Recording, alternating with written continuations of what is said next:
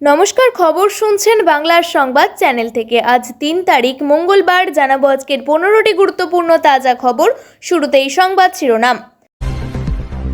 মুখ্যমন্ত্রীকে অপমান প্রসঙ্গে নীরব মমতার সাক্ষাতের পর কমিশনের বিবৃতিতে হুঁশিয়ারি, আইন ভাঙলেই কড়া ব্যবস্থা। কসবা তিলজলা ট্রাশ গোলপার্কের ভিলেন কে এই সোনা পাপ্পু? 10 জনকে গ্রেপ্তার করে আইওয়াস নয়, সিপি হওয়ার পরে সুপ্রতিমের কাছে বড় চ্যালেঞ্জ বিরোধীদের। মমতা বন্দ্যোপাধ্যায়ের নেতৃত্বে পরিকল্পিতভাবে নামের বানান পদবি ভুল করা হয়েছে, বিস্ফোরক শুভেন্দু। সবজির আড়ালে চলত মাদক পাচার, বারাসাতে উদ্ধার কোটি টাকার গাঁজা। বঙ্গভবনে হঠাৎ হানা দিল্লি পুলিশের, মুখ্যমন্ত্রীর নিরাপত্তার রাতেই উড়ে যাচ্ছে রাজ্য পুলিশের বিশেষ দল। এসআইআরে হস্তক্ষেপ বরাস্ত নয়, আইন ভাঙলে কড়া পদক্ষেপ, মমতাকে পাল্টা কমিশনের। এআই দিয়ে হাজার হাজার নাম বাদ, এবার রহস্যময়ী সীমা খান্নাকে নিয়ে প্রশ্ন তুললেন মমতাও। উত্তরায়ণের ছাদে লাটাই হাতে আমির, সমুর মান ভাঙাতে কি খোদ লাল সিং চাড্ডা? বঙ্গভবনে চড়াও দিল্লি পুলিশ, সংসদে মোদি শাহের সামনে ধিক্কার স্লোগান কল্যাণের। হামলার নেপথ্যে 2 মহিলা বন্দুকধারী, দায় স্বীকার বিএলএর। বিরোধী দলগুলির কর্মসূচিতে শান্তি বজায় রাখতে সতর্ক থাকার নির্দেশ হাইকোর্টের। ভারত পাক ম্যাচ না হলে মোটা অঙ্কের ক্ষতি, সিদ্ধান্ত নিতে বৈঠকে আইসিসি। হামলার দায় স্বীকার বিষ্ণেই গ্যাংয়ের, বাড়াবাড়ি নিরাপত্তার সিংঘম পরিচালকের। পুরোটাই নাটক, মৃত্যুর দায় মুখ্যমন্ত্রী। এসআইআর ইস্যুতে মমতা বন্দ্যোপাধ্যায় দিল্লির সফরকে নিশানা শুভেন্দুর। আপনাদের কাছে একটা অনুরোধ রইল, আমরা প্রতিদিন চেষ্টা করি আপনাদের জন্য সঠিক, সংক্ষিপ্ত এবং নিরপেক্ষ খবর পৌঁছে দিতে। আমাদের এই ছোট্ট চেষ্টাকে যদি আপনার ভালো লাগে তাহলে দয়া করে একটা লাইক দিয়ে পাশে থাকার বার্তা দিন। আপনাদের একটা লাইকই আমাদের আগামী দিনের অনুপ্রেরণা। এতক্ষণ শুনছিলেন সংবাদ শিরোনাম, এবার জানাবো বিস্তারিত খবরগুলি। বৈঠকের মাঝপথে বয়কট করে বেরিয়ে এসেছেন বলে দাবি করেন মমতা। তার অভিযোগ, বৈঠকে তারা যা প্রশ্ন করেছেন তার কোনো সদুত্তর মেলেনি। দুর্ব্যবহারের অভিযোগ করেন মুখ্যমন্ত্রী। দিল্লি নির্বাচনের সদন থেকে বেরিয়ে পশ্চিমবঙ্গের মুখ্যমন্ত্রী মমতা বন্দ্যোপাধ্যায় অভিযোগ করেন, বৈঠকে আমাদের অপমান অসম্মান করা হয়েছে। শুধু তাই নয়, নির্বাচন কমিশনের বিরুদ্ধে সুর চড়িয়ে একের পর এক অভিযোগ করেছেন মমতা। তৃণমূলের প্রতিনিধি দলের সঙ্গে বৈঠকের পর একটি বিবৃতি জারি করে কমিশন। তবে অপমান অসম্মানের অভিযোগ নিয়ে একটা কথা উল্লেখ নেই সেই বিবৃতিতে। উল্টে কমিশনের বিবৃতিতে রয়েছে আইন শৃঙ্খলার কথা, কড়া পদক্ষেপের হুঁশিয়ারি। বৈঠকের মাঝপথে বয়কট করে বেরিয়ে এসেছেন বলে দাবি মমতা। তার অভিযোগ, বৈঠকে তারা যা প্রশ্ন করেছেন তার কোনো সদুত্তর মেলেনি। দুর্ব্যবহারের অভিযোগ করেন মুখ্যমন্ত্রী। তবে কমিশন তার বিবৃতিতে জানালো তারা সব প্রশ্নের উত্তর দিয়েছে। কমিশন জানায়, মমতার নেতৃত্বে তৃণমূলের প্রতিনিধি দল দেখা করেছে। পশ্চিমবঙ্গে এসআইআর সংক্রান্ত তাদের কিছু প্রশ্ন ছিল, তা তুলে ধরেছে বৈঠকে।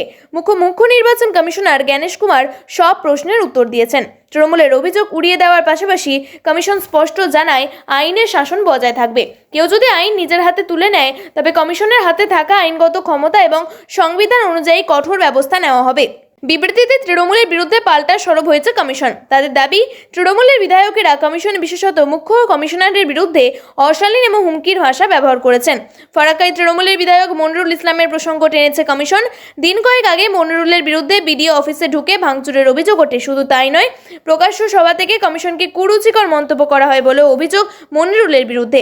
নাম না করে সেই প্রসঙ্গ উল্লেখ বিবৃতিতে করেছে কমিশন। কমিশনের মতে, এসআইআর কাজে নিযুক্ত কর্তাদের উপর চাপ সৃষ্টি করেছে বা বাধা বা হস্তক্ষেপ করা উচিত। পাশাপাশি কমিশনের অভিযোগ, বিএলএদের সাম্মানিক টাকা আটকে রেখেছে রাজ্য সরকার। অতীতেও এই অভিযোগ তুলেছে কমিশন। মমতার সঙ্গে সাক্ষাতের পর আরও একই অভিযোগ করল তারা। 2 গোষ্ঠীর সংঘর্ষের ঘটনায় রবিবার রাতে উত্তপ্ত হয়ে ওঠে গোলপার্কের কাকুলিয়া রোড। ঘটনাকে কেন্দ্র করে গুলি এবং বোমা চলে বলে অভিযোগ উঠেছে। স্থানীয়দের দাবি, এলাকা দখলকে কেন্দ্র করে 2 গোষ্ঠীর মধ্যে সংঘাত একেবারে রণক্ষেত্র আকার নেয়। শুধু তাই নয়, এর পিছনে এলাকায় সোনু পাপ্পু বা সোনা পাপ্পু এবং তার দলবল আছে বলেও অভিযোগ স্থানীয়দের। কিন্তু কে এই সোনা পাপ্পু, কার মদতে এই বাড়বাড়ন্ত? ইতিমধ্যেই অভিযুক্ত পাপ্পুর সঙ্গে একাধিক শাসক দলের নেতার ছবি সামনে আসছে। অভিযুক্ত সোনা পাপ্পুর আসল নাম বিশ্বজিৎ পোদ্দার, কসবার তপসিয়া এলাকার বাসিন্দা। এলাকার মানুষের কাছে পাপ্পু নামেই পরিচিত ছিলেন বিশ্বজিৎ। জানা যায়, পরিবারের দীর্ঘদিনের সোনার ব্যবসা এবং দোকান রয়েছে। স্থানীয়দের কথায় মাঝে মধ্যেই সেই দোকানে দেখা যেত পাপ্পুকে। আর সেখান থেকেই ধীরে ধীরে অপরাধের জগতে নিজের সাম্রাজ্য বিস্তার। শুধু তাই নয়, কসবা তপসিয়া এলাকায় ত্রাস হয়ে ওঠেন এই সোনা পাপু। এর মধ্যেই 2015 সালে বালিগঞ্জ রেল ইয়ার্ডে এলাকা দখলের নামে যে সংঘর্ষ হয়েছে তাতেই এই পাপুর নাম সামনে আসে। শুধু তাই নয়, পরে 2017-তে একটি খুনের মামলাতেও তার নাম জড়ায়। একটি পৃথক এফআইআরে নাম ছিল তার। এখানেই শেষ নয়, 2021 সালের প্রেসিডেন্সি জেলের বাইরে 25 জন সঙ্গীকে নিয়ে প্রতিপক্ষ সেই মুন্না পান্ডের উপরে হামলার চেষ্টা করা হয়। সেই ঘটনাতেও এই পাপ্পুর নাম সামনেই আসে। তথ্য বলছে একাধিক থানায় তোলাবাজি সহ অন্তত 20টি বিভিন্ন অভিযোগ রয়েছে তার বিরুদ্ধে। কিন্তু এরপরেও বহাল তবিয়তে পাপুকে ঘুরতে দেখা যায়। স্থানীয় মানুষজনের অভিযোগ, শাসক দলের একাধিক নেতার সঙ্গে সোনা পাপুর ঘনিষ্ঠতার কারণেই পুলিশ কিছু বলে না। আর সেই সুযোগ কসবা তিলজলা তপসিয়া এলাকায় অবাধ সিন্ডিকেট রাজ কাকুলিয়া রোডের ঘটনায় অভিযুক্ত চালান বলে অভিযোগ। পুলিশের দাবি, সম্প্রতি প্রভাব বাড়ানোর চেষ্টাই ছিল অভিযুক্ত ওই সোনা পাপু। বিশেষ করে রবীন্দ্র সরোবর লেক এলাকাতেও তার বিশেষ নজর ছিল। নাগরিক সুরক্ষাকে একেবারে প্রশ্নের মুখে ফেলে বোমা গুলিতে তপ্ত শহরের প্রাণকেন্দ্র। রবিবার সন্ধ্যার পর উত্তপ্ত হয়ে ওঠে ঢাকুরিয়ার কাকুলিয়া মোড়। দুষ্কৃতী তাণ্ডবের পর রাতভর তল্লাশি চালিয়েছে পুলিশ। মূল অভিযুক্ত সোনা পাপু এবং তার বিরুদ্ধে গোষ্ঠীর মোট 10 জনকে এখনো পর্যন্ত গ্রেপ্তার করা হয়েছে। সিপি সুপ্রতিম সরকার আশ্বস্ত করেছেন একজন অভিযুক্তকেও ছাড়া হবে না। তিনি বলেন, সারা রাত ধরে তল্লাশি চলেছে, পেট্রোলিং করা হয়েছে, যারা ঘটনা ঘটিয়েছে কাউকে ছাড়া হবে না। কয়েকদিন আগে কলকাতা পুলিশের সিপির দায়িত্বে এসেছেন সুপ্রতিম সরকার। আর তার দায়িত্বে আসার পরই কলকাতায় এত বড় ঘটনা। অভিযুক্তরা দুই পক্ষের আবার শাসক দলের ঘনিষ্ঠ। অন্যদিকে সিপির কাছে এটা বড় চ্যালেঞ্জের এলাকা দখলকে কেন্দ্র করে রবিবার রাতে উত্তপ্ত হয়ে উঠেছিল ঢাকুরিয়ার কাকুলিয়া রোড। বোমাবাজি করা হয়, গুলি চালানো হয় বলে অভিযোগ। একাধিক জন আহত হয়েছেন। সোনা পাপু নামে এক যুবকের বিরুদ্ধে সরব হয়েছেন স্থানীয় বাসিন্দারা। অন্যদিকে স্থানীয় বাসিন্দারা ক্ষোভ উগরে দিচ্ছেন তার বিরুদ্ধে। আর সামনে আসছে সোনা পাপুর সঙ্গে শাসক দলের ঘনিষ্ঠতার ছবি। এদিন সোনা পাপু একজন ভয়ঙ্কর অপরাধী। গোটা কসবা গোলপার্ক নিয়ন্ত্রণ করে। সোনা পাপুকে গ্রেপ্তার করতে হবে। আইওয়াস করে 10 জনকে গ্রেপ্তার করলে চলবে না। দিল্লিতে গিয়ে যখন ক্ষোভ উগরে দিয়েছেন তৃণমূল সুপ্রিমো মমতা বন্দ্যোপাধ্যায়, তৃণমূলের second in command Abhishek Bandyopadhyay, তখন পাল্টা মমতাকে তুলোধনা করলেন বিধানসভার বিরোধী দলনেতা শুভেন্দু অধিকারী। তাও আবার এসআইআর নিয়ে। শুভেন্দুর সাপ কথা, এসআইআর আতঙ্কের নাম হচ্ছে মমতা বন্দ্যোপাধ্যায়। তার অভিযোগ, রাজ্য সরকারের যে সমস্ত কর্মীরা নির্বাচন কমিশনের হয়ে কাজ করছেন তাদের একাংশকে চালনা করছে তৃণমূল, আইপ্যাক। তাদের দ্বারাই যত গরমিল করা হচ্ছে। অবিলম্বে তাদের সাসপেন্ড করে এফআইআর করার দাবি তুলছেন তিনি। এদিকে এদিনই আবার দিল্লিতে মুখ্য নির্বাচন কমিশনারের সঙ্গে দেখা করেছেন মমতা। অন্যদিকে এদিন বাংলার রাজ্য জুড়ে এসআইআর নিয়ে পাল্টা কর্মসূচি নিয়েছে বিজেপি। তার মাঝেই সাংবাদিক বৈঠক করতে দেখা গেল শুভেন্দু অধিকারীকে। সেখানেই তোপের পর তোপ দাগলেন তৃণমূল সরকারের বিরুদ্ধে। শুভেন্দুর স্পষ্ট কথা, প্রথম দিন থেকে লাগাতার ভয় দেখানো হচ্ছে, আতঙ্ক তৈরি করা হচ্ছে। সমস্ত লোকেদের নামে বানান ভুল, পদবীর বানান ভুল মুখ্যমন্ত্রীর নির্দেশে করেছে। বিএলও, ইআরও, এইআরওদের একাংশ দিয়ে আইপ্যাককে বসিয়ে নাম এবং পদবীর বানান ভুল করে লক্ষ লক্ষ লোককে শুনানিতে ডেকে নিয়ে গিয়েছিল বলে হয়রানি করা হয়েছে। এরপরে সরাসরি মমতার বিরুদ্ধে সুর চড়িয়ে বলেন, মমতা বন্দ্যোপাধ্যায়ের নেতৃত্বে পরিকল্পিতভাবে তার প্রশাসন এটা করেছে। তৃণমূল এবং আইপ্যাকের নির্দেশে যেসব বিএলওরা, ইআরওরা কাজ করেছেন তাদের অবিলম্বে সাসপেন্ড করে এফআইআর করতে হবে। সবজির গাড়ির আড়ালেই চলতো পাচার। সামনে থাকতো শীতের হরেক রকম সবজি, আর পিছনের আড়ালে একাধিক বস্তা। গোপন সূত্রে খবর পেয়ে অভিযান চালায় রাজ্য পুলিশের এসটিএফ। আর তাতেই মিলল সাফল্য। সবজি বোঝাই ট্রাক থামিয়ে তল্লাশি চালাচ্ছে হতবাক তদন্তকারীদের অনেকে। থরে থরে সাজানো রয়েছে বস্তা। খুলতেই বেরিয়ে এলো বিপুল পরিমাণ গাঁজা। প্রায় 300 কেজি গাঁজা উদ্ধার হলো উত্তর 24 পরগনার বারাসাতে। আটক হওয়া ওই মাদকের আনুমানিক বাজার দর কয়েক কোটি টাকা। সবজির গাড়ির আড়ালে গাঁজা পাচার। গোপন সূত্রে এমন খবর পেয়ে বারাসাত থেকে 11 বস্তা গাঁজা উদ্ধার করে দুজনকে গ্রেপ্তার করলো বলে রাজ্য পুলিশের এসটিএফ। পুলিশ সূত্রে জানা গিয়েছে, সোমবার সকালে একটি সবজি বোঝাই ট্রাক উত্তরবঙ্গের দিক থেকে 12 নম্বর জাতীয় সড়ক ধরে কলকাতার উদ্দেশ্যে যাচ্ছিল। সেই ট্রাকে গাঁজা পাচার হয়ে যাচ্ছে। গোপন সূত্রে এমন খবর পেয়ে বারাসাতের ময়না এলাকায় শুরু হয় নাকাবন্দি। রাজ্য পুলিশের এসটিএফ এর তরফে অভিযান চালানো হয়। এই এলাকায় ট্রাকটি এলে সেটিকে দাঁড় করান তদন্তকারীরা। দেখা যায় ট্রাকের ভিতরে থরে থরে সাজানো রয়েছে আলু, কপি সহ অন্যান্য সবজির বস্তা। সেই সব বস্তা নিজেই লুকিয়ে রাখা হয়েছিল এই বিপুল পরিমাণ মাদক। ট্রাকটি থেকে মোট 11টি গাঁজার বস্তা উদ্ধার হয়েছে। এরপরে ট্রাকটি আটক করে চালক এবং খালাসিকে গ্রেপ্তার করা হয়। ধৃতদের জিজ্ঞাসাবাদ করে মাদক পাচারের অভিযোগ এবং এর বিরুদ্ধে চেষ্টা করছেন তদন্তকারীরা। তবে এটি একটি বড় সাফল্য বলেই মনে করছেন তদন্তকারীরা। দিল্লিতে মুখ্যমন্ত্রী মমতা বন্দ্যোপাধ্যায়ের নিরাপত্তা আরও বাড়াতে সোমবার রাতেই রাজধানী রওনা হচ্ছেন রাজ্য পুলিশের বিশেষ দল। নবান্ন সূত্রে খবর, এদিন দিল্লিতে যে নজিরবিহীন পরিস্থিতি তৈরি হয়েছে সেদিকে নজর রেখে মুখ্যমন্ত্রী নিরাপত্তা বাড়ানোর প্রয়োজন বলেই সিদ্ধান্ত নিয়েছেন রাজ্য পুলিশের শীর্ষ কর্তারা। সেই মতোই সন্ধ্যায় সিদ্ধান্ত হয়, রাতে দিল্লি পাঠানো হবে রাজ্য পুলিশের 22 জনের একটি দলকে। দলের শীর্ষে থাকছেন ডিএসপি পদমর্যাদার অফিসার, এছাড়াও অন্যান্য পদমর্যাদার অফিসার এবং কনস্টেবলও থাকছেন মহিলা পুলিশরাও। সূত্রের খবর, মঙ্গলবার সকাল থেকে সেখানে থাকা রাজ্য পুলিশের বাহিনীর সঙ্গে যোগ দেবেন তারা। পাশাপাশি বঙ্গভবনের নিরাপত্তাও সুনিশ্চিত করতে চায়। পাশাপাশি বঙ্গভবন ঘিরে যে পরিস্থিতি তৈরি হয়েছে তার উপর সকাল থেকেই নজর রেখেছিল রাজ্য পুলিশ। বঙ্গভবন ঘিরে যে পরিস্থিতি তৈরি হয়েছে তার উপরে সকাল থেকেই নজর রেখেছিল রাজ্য পুলিশের শীর্ষ কর্তারা।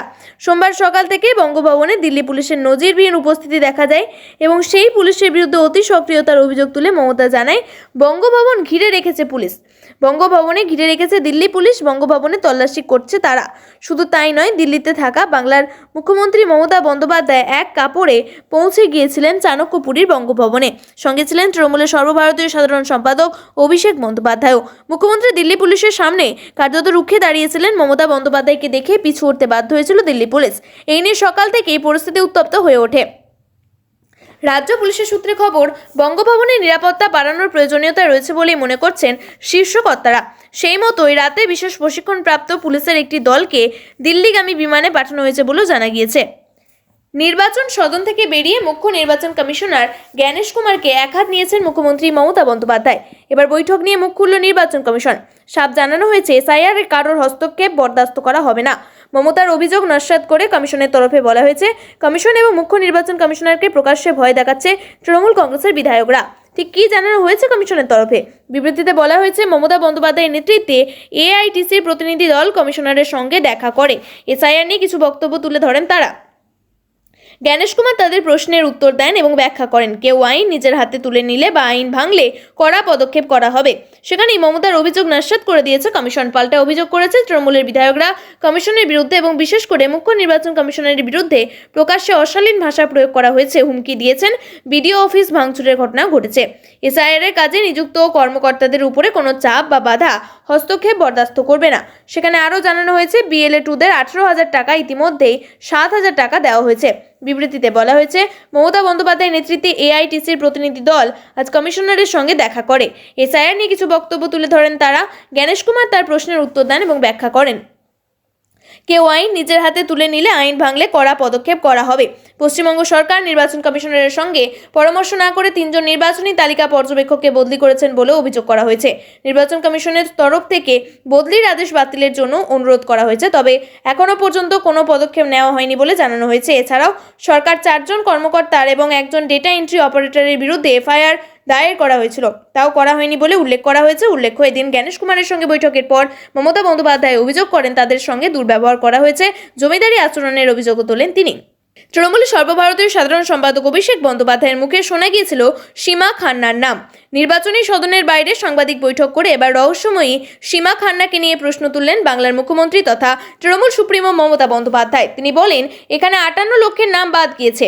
এআই দিয়ে সীমা খান্না এই কাজ করেছেন, উপনির্বাচন কমিশনের কেউ নন। বিজেপির আইটি সেলের পরে তিনি বলেন, কমিশন কোনো প্রশ্ন তোলেনি। ডিসেম্বরের শেষের দিকে সীমা খান্নার নাম শোনা গিয়েছিল অভিষেক বন্দ্যোপাধ্যায়ের গলায়। তৃণমূল সেনাপতি তার ভূমিকা নিয়ে প্রশ্ন তুলেছিলেন। জানা গিয়েছিল, কমিশনের তথ্য প্রযুক্তি শাখার ডিআইজি পদে রয়েছেন সীমা। এসআইআর প্রক্রিয়া শুরু হওয়ার আগে প্রস্তুতি চলাকালীন বাংলায় এসেছিলেন তিনি। সাংবাদিক বৈঠকে এই সীমার বিরুদ্ধে কার্যত এসআইআর প্রক্রিয়ায় কারচুপিতে তুলে ধরেন অভিষেক বন্দ্যোপাধ্যায়। বলেছিলেন, একটা স্ক্রিনশট আমার সুপ্রিম কোর্টে জমা দেব। কারা অঙ্গুলি হেলনে উনি এসব করছেন উনি নিজে স্বীকার করেছেন। কমিশনের আগের গোলযোগ আছে। এবার দিল্লিতে মমতার মুখে শোনা গেল সেই সীমা খান্নার নাম। অন্যদিকে এআই দিয়ে সীমা খান্না এই কাজ করছেন, উনি নির্বাচন কমিশনের কেউ নন। বিজেপির আইটি সেলের কে এই সীমা? জানা গিয়েছে, পাটনার Netaji Subhas institute of technology থেকে স্নাতক পাশ করেন সীমা। তারপর স্নাতকোত্তর ডিগ্রি পান দিল্লি এবং একটি বিশ্ববিদ্যালয় থেকে। মাস্টার ডিগ্রি অর্জনের পর দিল্লি আইআইটি থেকে পিএইচডি করেন। 2021 সালে সীমাকে জাতীয় তথ্য কেন্দ্রের ডেপুটি ডিরেক্টর জেনারেল হিসাবে নিয়োগ করে মোদী সরকার। দীর্ঘদিনে বিভিন্ন সংস্থা, তথ্য এবং সংযোগ বিশেষজ্ঞ হিসাবে কাজ করেছেন সীমা। কোভিড পর্বে কেন্দ্রীয় সরকার আরোগ্য সেতু অ্যাপ তৈরি করেছিলেন এই সীমাই। প্রিয় দর্শক, নিয়মিত সঠিক খবরগুলি সঠিক টাইমে পেতে সাবস্ক্রাইব করুন বাংলার সংবাদ চ্যানেলটিকে। ধন্যবাদ।